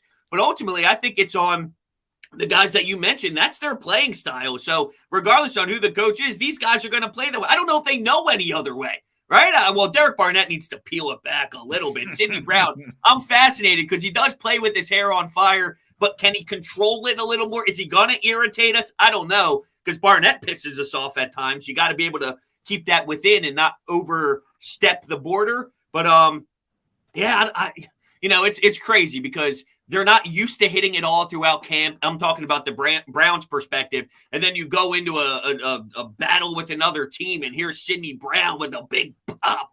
I'd probably be pissed off and have that reaction too. But good for Sidney Brown for doing that, because that's his game. Hunter, as the Shakespearean expert you are, yes, I'm going to borrow a quote from the Bard of Avon. And readjust it a little bit. We're getting highbrow. To be or not to be, that is the question. To play or not to play, that is the question. Derek Barnett tomorrow night. Does he play? Doesn't he play? And what do you read into it either way? Man, he's a tough one to figure out, because are they going to expect him to have a bigger role than maybe I would want him to have? I feel like he's like that last rotational piece in there when you look at the new additions and what Nolan Smith could be, but they have this tie to him. He was a first-round pick, and he always constantly somehow is here. I can't believe we're actually still talking about him. If he wasn't to play, would that surprise me? I never even thought about this, and I'm kind of walking this through as we talk now. Feel free, take your time. We got nothing but time here on Birds 365. If he didn't play, that wouldn't surprise me, because I think they are attached to Derek Barnett at the hip. If he was to play, I think it tells you that he's at the back end of that rotation that they're going to constantly throw in there, which would make sense too. So I think you can sell me on either one, and I have no opinion. So I suck as a guest. Then let me share my opinion with you. Okay. He plays for a very specific reason. Showcase. They want him to go out and make a play, strip sack a guy, get it on film, and when they put the call into the Carolina Panthers, hey, you could use a guy like that, Barnett. We'll take a sixth to become a fifth. If he makes it there, he gets 10 sacks. Oh, yeah, he's going to play because they're looking to try and trade him for whatever they can get their hands on, a day 3 conditional pick. Okay. Hey, sign me up for that. I would be okay with that. At this point, we know what he is. There's going to be 75,000 flags thrown at some point throughout the season for whatever team he laces them up for. So whatever, if that's what they do, so be it. That would be good. But that's the downside of showcasing. He can jump off sides twice and get an unsportsmanlike conduct penalty too, rather than that strip sack that you're looking for. And then guess what? We'll be taking Howie Roseman's calls on a Derek Barnett trade. But if that happens, whatever, right? It's not like you lose anything. Well, yeah, but if you do want to trade him, you have to showcase him. Here's what Jody might be right. They might showcase him, but I wouldn't, for the people that want to get rid of him. Jody would be, and I don't know if he'd be first in that line, but he'd certainly be among the first people on that line. I wouldn't get too excited because I think they have to play him. They have to play somebody. Reddick ain't playing. He's hurt. You're not going to see him till Foxborough. Trust me. Sweat's not playing. BG's not playing. Somebody's got to play. And so it might be a showcase, but he's going to play. So I wouldn't be overly excited for the group that wants him out of town is what I'm trying to say. Here's a question. If you're another team and you're looking at Derek Barnett to maybe bolster up your defensive line, right? Don't you know what he is? Is a preseason game going to change who he is at Well, this? remember though, Hunter's coming off a torn ACL, so you got to prove he's healthy, he's ready to go, and all that stuff as Fair enough. well. Fair enough. So that factors into it. A lot of things factor into it, but yeah, they have so much depth on the defensive front, and that's not the case at linebacker. So we'll go the sort of domino effect. Zach Cunningham, you know, we're all talking about Reed Blankenship. Intercepted Deshaun Watson 3 times in 2 days. 2 of those times were on tip deflected balls by Zach Cunningham. That's going to show up. I think, you know, if we're placing betting odds on the starter at linebacker opposite Nakobe Dean. So you got Nick Morrow, you got Zach Cunningham, you got Miles Jack, you got Christian Ellis. Break it down percentage-wise. Go mentalist on me. You got 4 guys. Yeah. So that's 25% each. What are you going? What are you going, Hunter? I don't know. I don't know how to read into the bringing in the 2 linebacker thing. And I know Nakobe Dean was nursing a little bit of an injury there and all. I'm not sold, and I think Nakobe Dean's going to get every opportunity in the world. But does it raise eyebrows that they went in and got Cunningham and Miles Jack? Does that say anything about Nakobe Dean to you before I answer that question? Or am I reading way too much into it? I don't think it says. He's a fan favorite. People love him. Yeah. Well, I'm with you. I think people give him too much deference and say, oh, there's no worries here. And then the worries are all here. I think there's some worries, but I don't think Cunningham and Jack have anything to do with Dean. So I'm sort of in the middle there. So I guess I'm a bad host. Yeah. But I think, way too many people have said, oh, don't worry about Nakobe. What do you mean don't worry about Nakobe? He's tiny. He's played 34 snaps. I'm worried about Nakobe. That's fair. But yeah, for sure. I mean, I think there's going to be some sort of rotation in there. I think they like Ellis, so he will get some chances in there. Miles Jack, you can sell everyone some of this story, right? Like Miles Jack, he has a lot of career starts, so he's been around the game. He is polished in that area. He's a veteran. There's something to that. And Cunningham, he's getting deflection. So I think Nakobe Dean's going to be that number 1, and then from there, it's a rotation until someone takes it and snags it and runs with it. I think they bring different things to the table, but if Cunningham's showing up and making plays in camp, maybe that gives him the advantage. You would see more than me, though, at camp. I can't see some of these practices and whatnot. But if Cunningham's making plays and it's leading to turning the ball over, what do they praise nonstop? Explosive plays and then win the turnover battle. So if you see someone out there who's constantly getting his hands and his fingertips on things, and now you're giving Reed Blankenship an opportunity to have a pick, well, then I would think, just in theory, that is, of course, very basic in theory, that would give him an advantage to maybe move up and get that chance to make a spark. And I'll give my guy Elliot Park from WIP credit. He said this last week when I was in the car driving around, and I hadn't even thought of it the way that Elliot laid it out, but it was on point. Nakobe Dean, including last year in practices, into this year in practices, just doesn't get noticed. He doesn't make any splash plays. He doesn't come up with an entry. He doesn't separate anybody from the ball for the little time that they do have contact. But he also never gets burnt. You don't see him getting taken apart by a wide receiver, getting caught in coverage on a wide out or missing a tackle or a guy running. He just is there. He doesn't look great, but he doesn't look bad. And he's just kind of the middle linebacker. Don't you need to see a little pop from him before season gets underway? If he's going to be your guy and he's going to play 98, 99% of the snaps, don't you want to give him a chance to like really make a play and grab some attention and maybe some confidence for himself? That's why I'm asking, will Nakobe Dean play tomorrow? Because he needs, I think he needs that little mental boost. Is that fair, John? You're there every day.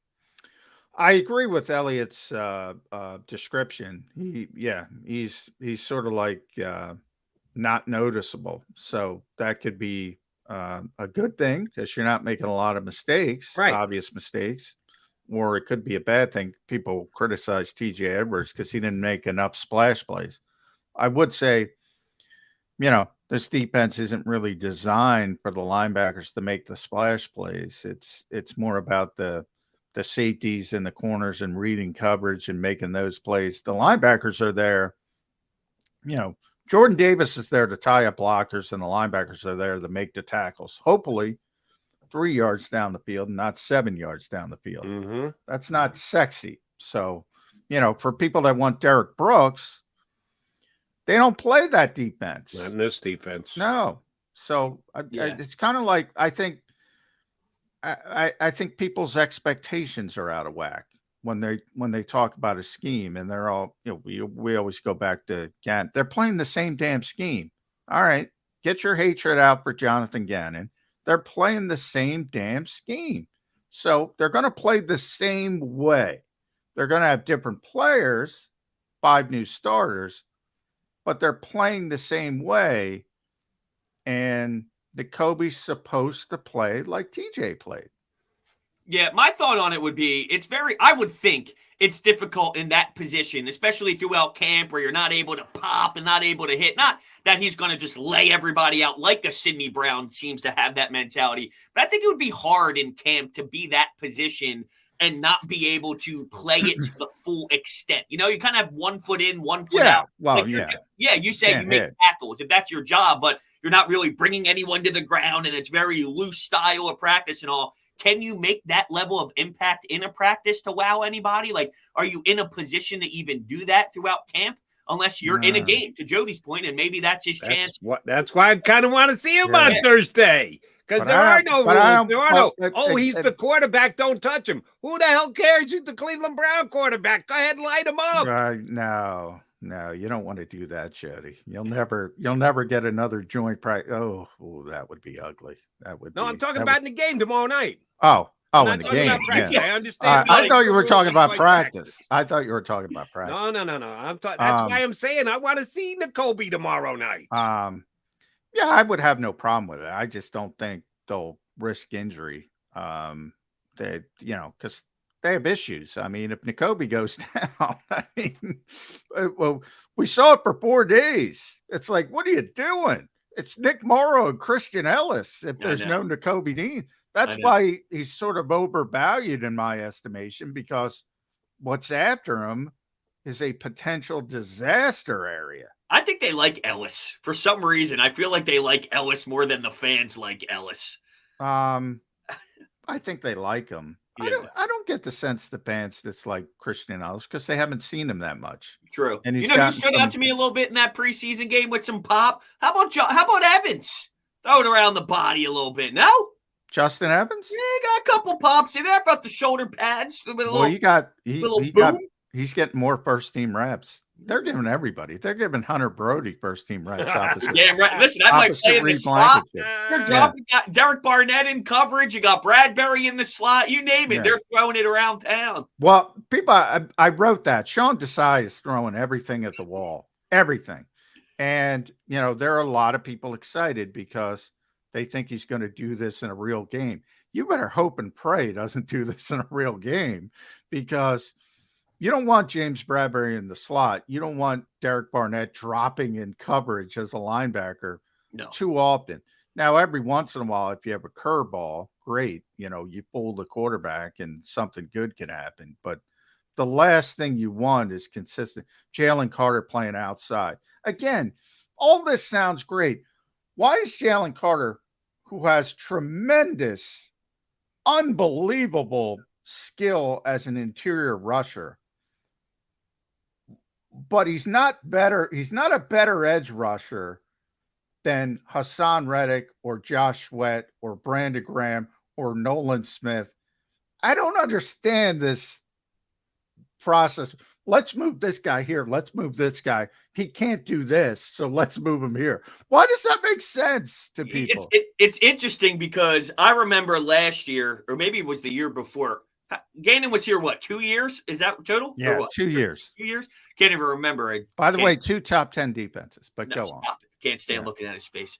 Where was I going with that? Oh, yeah. When Fletcher Cox was angry about what position he was playing, the 4-eye and all that stuff. Remember, that was a whole debate on how he was being used. It's funny because now it seems like, hey, Sean Desai's willing to do all this stuff. And I'm saying this as a Gannon hater. If Gannon was to do that, what do you think the stories would be today? What is Gannon doing thinking that you can move Carter to the edge and this and that? Like, he did that with Fletcher Cox, and we lost our mind when he started moving Fletcher Cox in positions that he didn't normally play. By the way, Fletcher, it's all great. Fletcher was so happy to see Jim Schwartz. It was tremendous. Now listen, I'm a Schwartzman, man. I'll tell you what, seeing those pictures of him in that brown in the brown logo and all hurt. The things I do to have the Schwarzenegger back. Yeah, I'm a big Jim Schwartz guy. The Schwarzenegger. Okay. Come on. Yeah, John, Jody knows. I love you and John are bigger Schwartz fans. Yeah. I'm not a Schwartz hater because they're Schwartz haters, much like Gannon haters here in town. I was a hater of neither, Schwartz but I wasn't as big a Schwartz fan as Johnny. I'm a bigger. Well, Jody knows I'm a big Jim Schwartz guy, but which is funny because I get accused of being a big Jonathan Gannon guy. I'm a way bigger Jim Schwartz guy than Jonathan, but I guess people hang on what they hang on to. Yep. Yeah. All right, Jalen Hurts. I asked this of Mike Gill earlier, so I'm going to put it to you, Hunter, as well, because I was on a show in Boston last night, and a wagering show, and they asked me about a couple Eagle props for the upcoming season. And I answered honestly, and after the show started to doubt myself, which is not good. I said one of the things I would look at when playing with the Eagles this year is Jalen Hurts rushing total, because it's down like at minimum 45 yards from what Jalen rushed for last year. So they're expecting him to run for less yards. Both John and I have said on the show, we believe Nick Sirianni when he says, why would I take away his superpowers? I don't care if we gave him a 40 million, 50 million a year. We need to win football games. If Jalen Hurts running the football is going to help us win football games, we're going to let Jalen Hurts run the football. And I believe the coach at that. They don't have a bell cow back like they did last year with Miles Sanders. I actually think he's going to rush for more yards this year than he did last year. Now, he missed 2 games last year, assuming he misses 1 or 2 games this year. If he misses 4 or 5, well, then it's going to be the under. We all know that. But if it's about the same health-wise, you think he's going to rush for more, less, the same? What do you think the Jalen Hurts rushing total is going to look like this year? I would say maybe around the same, but you could definitely say more. I don't think it's outrageous, because one of the things that he needs to, I don't want to use the word improve, because sometimes it's out of your control. But the last couple of years, he was not able to play the full season. And it's not easy to do, and anything can happen, especially when you are a mobile quarterback. You are risking it a little bit differently than, let's just say, the traditional pocket passer. But I do think that it's probably on his mind to make it towards the end, especially with how it happened last year. You're in a position where you can put your feet up and relax. But here's Gardner Minshew, and now you're forced to play the last game of the year. I wonder if there's something in his head. It's like, okay, part of my goals, my individual goals, is I want to make it more games. And that would then lead to having more of those rushing yards. So I think it's fair to say that he can have the over. And I also wonder, too, if you're a defense, once again, it's a very broad, in theory kind of concept. But, if the alternative is, like, let's say it's an option play, and he can pull it and find someone else. Well, if the alternative is an A.J. Brown for 20 or 30 yards down the field, do you try and say, if he keeps the ball in his hands, that's better? We need to, find – it's sort of like basketball. When LeBron James has it, you're not going to stop LeBron James. It's just, how do you limit him? Do they look at that as maybe that's our best option? Because if we allow the explosive plays to this weapon of Devontae Smith or this weapon of A.J. Brown, we'll take a 5, 6, 7 yard run. We're just trying to limit it. Do they do that and put the ball in Hurts' hands more? I'm spitballing. I'm just saying, would that help out the rushing numbers, though, for Hurts? It's possible. Yeah, I don't think there's any question. If he plays every game, he's going way over that number. Way over that number. Now, do you think that's something that because he's Super Bowl, I want to win a championship, his head's down, that's his motto. He's just wired differently than anyone we've ever seen. Do you think that that's outrageous to think of how last year went with the Gardner Minshew? You could have secured it earlier, could have relaxed, put your team in a better position. Do you think that type of stuff fuels him, or is it irrelevant and it's just really about that championship? With him, I think it's just about the championship. I mean, he's so hyper focused. I don't think he thinks about other players. Like the backup. The backup's in there because he got hurt. So he knows he doesn't want to get hurt. And from his perspective, I always thought you can't legislate injuries. People try. They try. I mean, if somebody could do it, they would have done it by now. You can't. You just play. And the Eagles, to their credit, I agree with them. They're like, you can talk about turning him into Tom Brady and lasting for 22 years. That's not how he plays. The shelf life is going to be smaller. Take advantage of the stinking shelf life while you have it. Do that. Win a Super Bowl.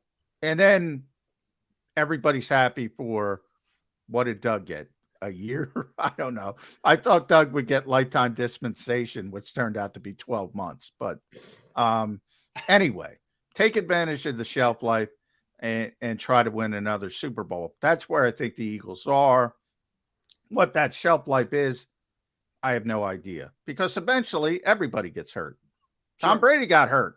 Yeah. Remember? Everybody gets hurt. Not at often. some point. Tom Brady is the exception, not the rule. He's pretty damn healthy for 20 years. Yeah, His but he tore his were few and ACL the far one year. between. Zach Ertz said all the time, and Zach's coming off a torn ACL, just got cleared. The injury rate in this game, if you play it long enough, is 100%. 100%. So. Yep. Off topic, by the way, you mentioned Doug Pederson, and I apologize if I'm going to take us off the rails here. No, take us off. I love going off. Yeah, we're in the dog days of it. Right. Every time you just talked about the end, right? I can't believe it happened, and it ended up going the direction it did. Man, I always see the screenshots of his press conferences towards the end, and I can't imagine that feeling. Whenever him, Howie, and Lori, whenever they had that conversation down in Florida, I can't imagine the feeling when he left that place. Just the feeling of getting everything off of his back. Because towards the end, that dude was broken, man. I could not imagine what was going on in his head. Now that we've gone off the rails, I think that's something good to bring up. At what point does Nick Sirianni say, you know what? I'm freaking a good coach. I've made a Super Bowl.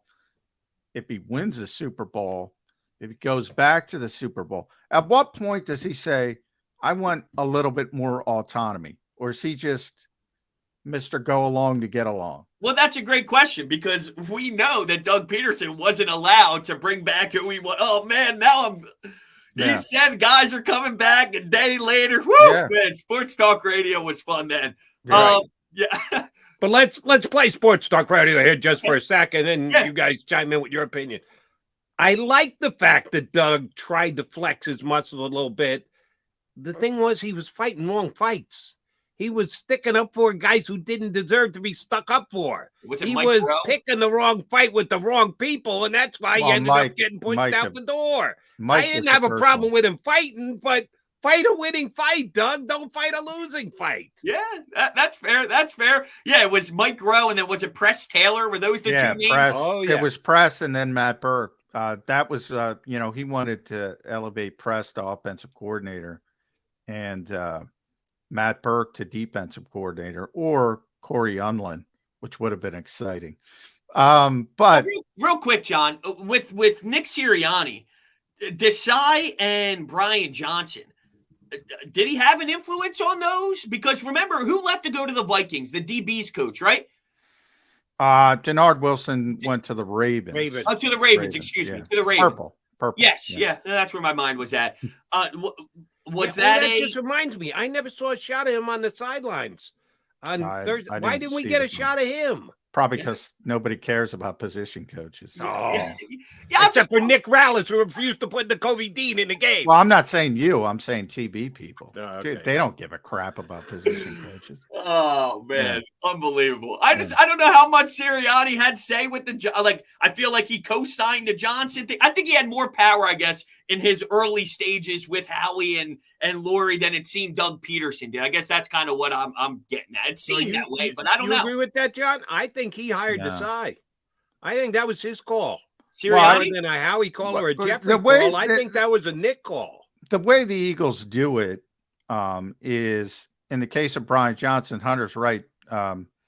Nick didn't have a prior relationship. So Nick had certain guys he wanted. Shane he wanted, JG wanted, although JG was going to be here no matter what. If they hired Josh McDaniels, he was going to be here. Kevin Patullo's his closest coach, confidant on the staff.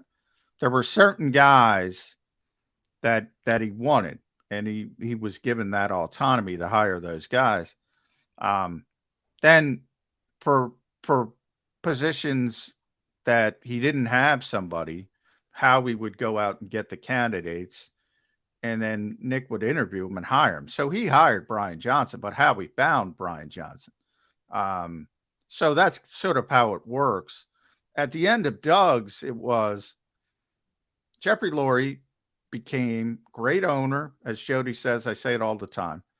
But, he became a scapegoat guy. Like, if you don't live up to expectations, somebody's got to be the scapegoat. Somebody's got to pay. Mike Gill had to pay. He was the scapegoat. And that's where it all started. Because Doug, as Hunter pointed out, he's coming back. And then 24 hours later, he's out the door because Jeffrey needed the scapegoat. And then after the bad season, it was like Jim Schwartz got the hell out of here because he knew what was coming.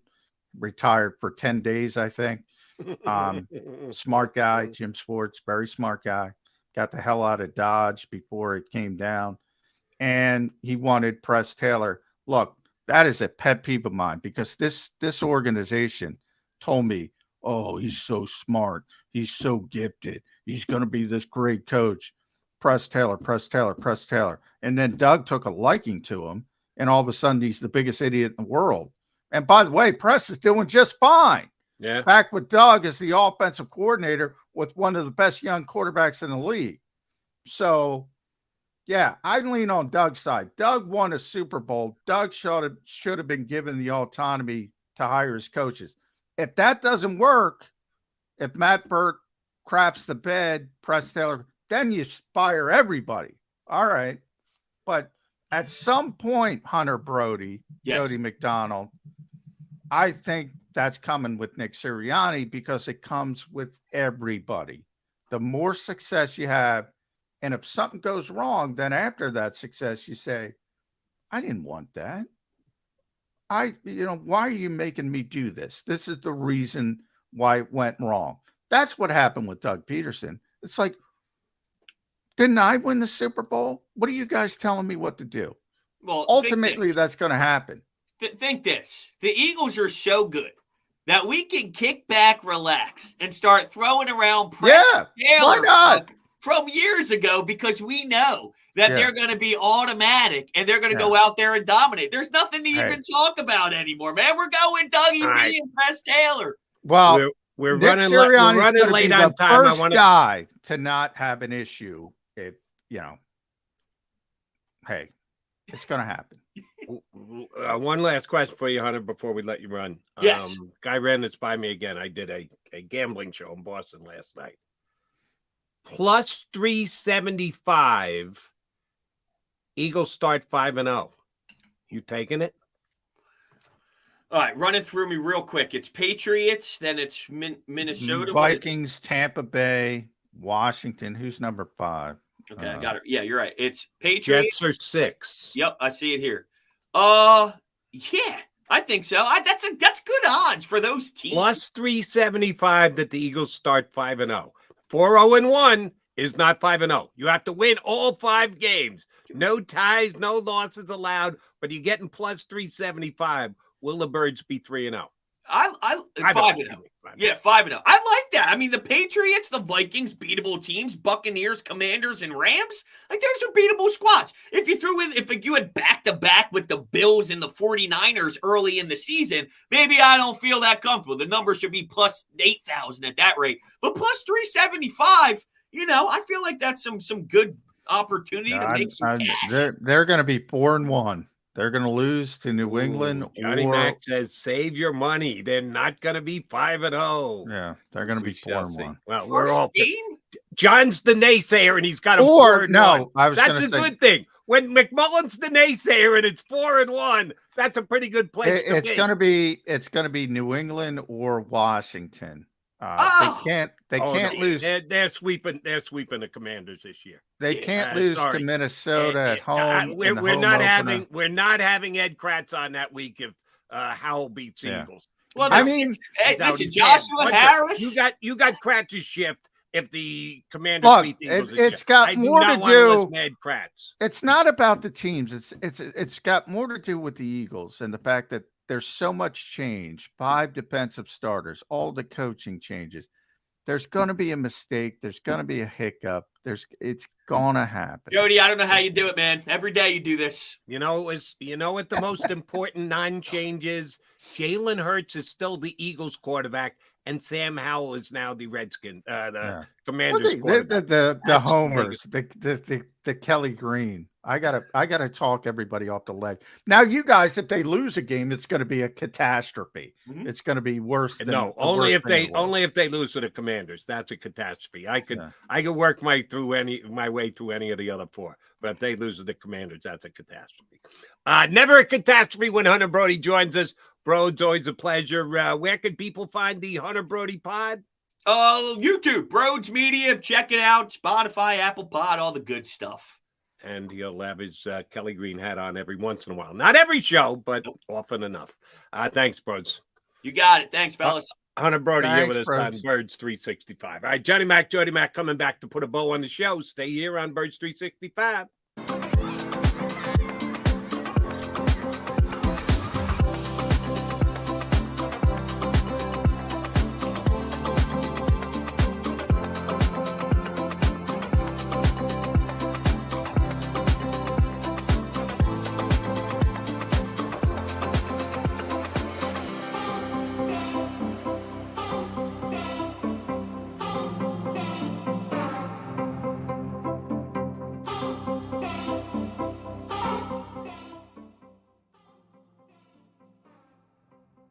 If you own a company and you're not producing a podcast, you're missing out. The public consumes messaging when they're ready. Join the professional podcast network of companies and let JAKIB Media Partners put you in the podcast arena. Come to our professional studio or we'll come to your place of business and professionally produce your company podcast. Call JAKIB Media right now at 267-261-3428. 267-261-3428.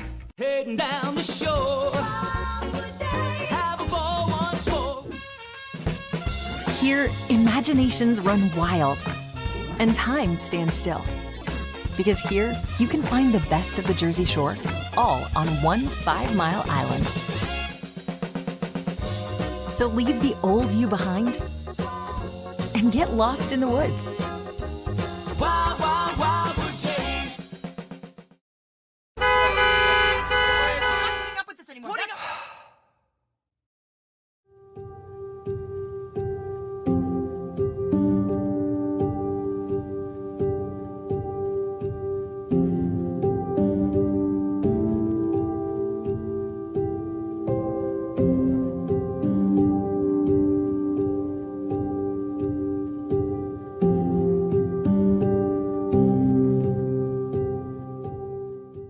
Score and save in southeastern PA and Delaware with Colony Pools this football season, and let the experts close your pool with a custom Merlin safety cover in green for the birds. And if you join our Winter Watch team, we'll give you another 20% off, and Colony Pools will handle it all. Keep your tiles on your pool, not in your pool. Fly with Colony right now, Birds fans. Visit flywithcolony.com.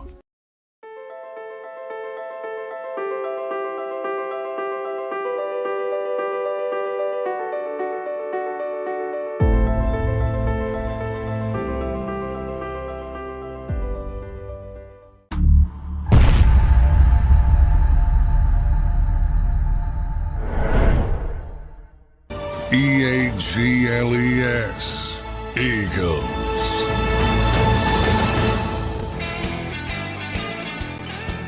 All right, Mac, got to put a bow on the show. We're almost out of time. Ran long with Hunter. Hunter's good. He's always fun to shoot the Eagles breeze with. All right, so Johnny Mac, no trip to South Philly tomorrow. Are they going to move the game up Thursday in case it's going to rain or? I wish they would move the game up. I wish they would cancel the game. Yeah. Don Smolinski. Smolinski just took you off the Christmas card list. Yeah. You're out, McMullen. I think canceling preseason game. You know what that would cost the Eagles? I think Don has already took me off the Christmas because I said he's picking people's pockets today. So he's probably already off the Christmas list. Yeah, but, I do. I want to. Now you're off the birthday card list. The Christmas you were out, the birthday you're off too. No, he's doing his job. He does a great job. But it is what it is from the perspective of the value of what. And you said it yourself. What they're throwing out there and charging people regular season prices and parking. It's highway robbery. Yeah, it's anybody who looks at it any other way is crazy.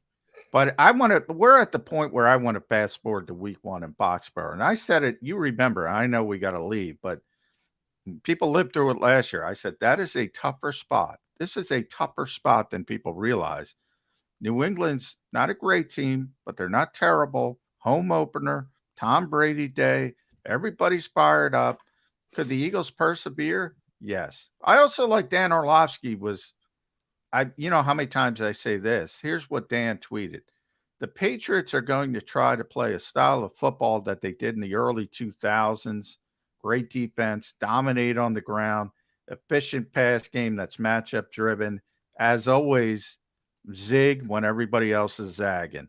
So maybe it's Belichick who does it. I say that all the time. Why does everybody do the same thing? Then it becomes who does it best? I like the people that zig when everybody else is zagging. If the Patriots do that and do it successfully, that's going to be a tougher game than people realize. Eagles are the better team. They can out-talent them. They could persevere just like they did against the Lions. But I think it's going to be tougher than people realize. Good philosophy, good line of thinking. Got to have the players. And give me the Orlovsky quote about great running game, great defense, dominated on the ground, efficient pass game. They got the talent on defense to be a great defense. They got a pretty good defense. What is a great defense? Great defense is top 8. Yes, they have a top 8. You think they got a top 8 defense? But here's the thing: the Eagles had the number 2 defense, and everybody thinks the Eagles defense stunk last year. Not you, but that's what I'm telling you. On the opening Sunday, the better defense will be on the Eagles side of the sideline. The Eagles are replacing 5 starters and 3 coaches. Eagles defense will be a better defense than the Patriot defense, even replacing 5 starters. I don't think the Patriot defense is all that good. Judon is a star player. Who's their next difference maker? Who's the Patriots difference maker on defense other than Judon? Eagles have like 4 difference makers. Well, they're all on the corner and at defensive line. The corners. I mean, they're all. But the Eagles linebacker. I mean, the Eagles have more talent. Nobody's going to argue that. I mean, the Eagles are, I think, the most talented team in football. So I'm never going to argue that they don't have more talent, but I don't think they're going 17-0. And you know. The Patriots corners are not known, but they play well. You know, they always, I think back to the days of Patrick Chung, who the Eagles can use, but the Patriots always found a way to use him correctly. They drafted Gonzalez. I'm looking, Kyle Duggar's a good player. Phillips, Jonathan Jones, Jack Jones. They're good players. They're going to be a top 10 defense. I'm looking. Yeah. They're going to be a top 10 defense. To be great, you got to be top 8, and I don't think they're that. So sorry for that line of thinking coming into the year. And by the way, if the Eagles lose week 1, I'll give you only 2 words to describe why they would lose week 1. Tom Brady.